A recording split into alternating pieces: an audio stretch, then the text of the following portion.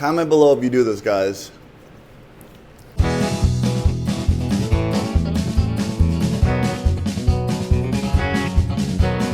This video is supposed to get people hungry.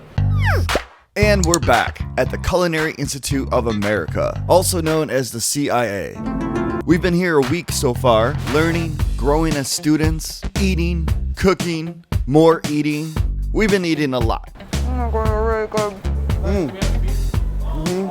I mean, this is their dining hall.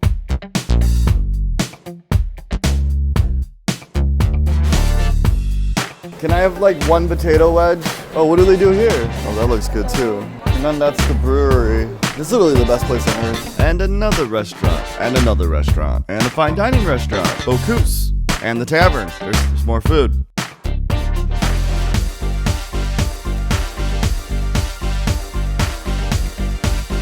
What are you eating right now?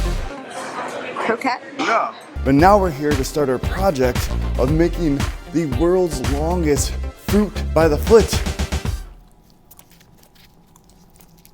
Ew, stop making that noise with your mouth.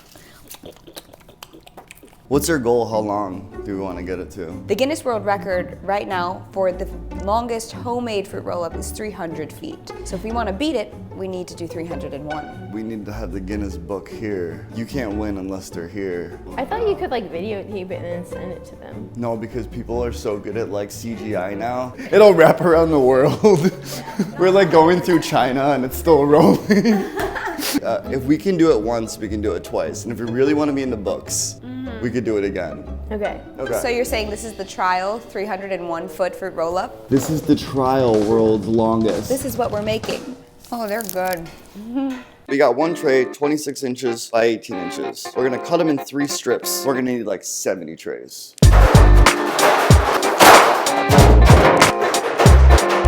We need like 15 more. Here we go. Oh, yep. It's the incline. Oh. Uh-oh. Whoops. The struggle is real. I help, but I have to apply my chapstick. All right, you think we have enough? So if you were to make this yourself, you would just puree some raspberries and add a little bit of sugar to it? Then you would basically cook that down.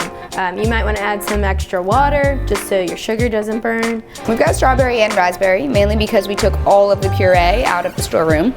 So this is our lab. Wow. Do you have pure capsaicin? Carrageenan is a natural ingredient derived from red seaweed used to thicken and bind our puree. There are 3 types, kappa, iota, and lambda. So this is a blend of kappa and iota. So it gels, but it doesn't make a hard gel. And this very special ingredient, hopefully, is gonna bring us to that fruit roll-up texture. Here we go. So my name is Ted Russin, and I'm the acting dean of the School of Culinary Science and Nutrition.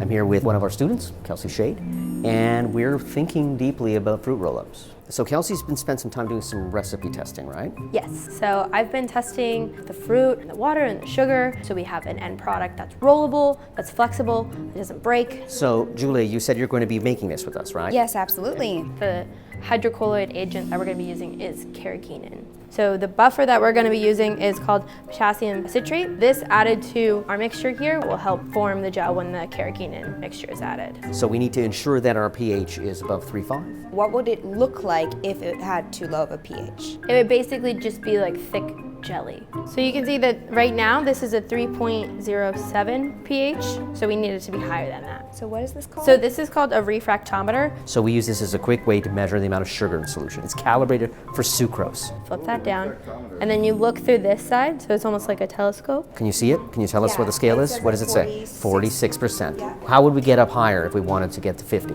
Add more sugar. Add more sugar or Take liquid out. take liquid out? How would we take liquid out? By evaporation. By evaporating and just heating it. The challenge with this ingredient is that it likes water, so it's going to make lumps. Are you above my head, JP? Yeah, no, I mean I'm above the pot. And Julia, you need to stir with a dingle hopper. That's very important. I'd rather use a whisk. My favorite Disney movie, you can't even relate. You're like a brunette Ariel. Hell. It's a whole new world. Now that's Aladdin reference too. It's like it's so bad. So the challenge is to pour this in a nice thin layer. Oh yeah. With that in mind, possibly one pot, just the way we made it, would be one sheet. And later we can do like Rorschach testing if you want. We can make some weird designs. Let's see what this looks like. Looks kind of fruit roll-up like to me. That's okay. This is an experiment just to see if we can pull this off. All right. What do we want to do with it, JP? I don't know. We should like wrap our bodies in it, then jump into a pool. That sounds genius. I don't know. That's what the internet does. Okay, so I'm thinking, why don't we see how long we can make one? Is that a challenge? It is. A fruit roll-up blanket.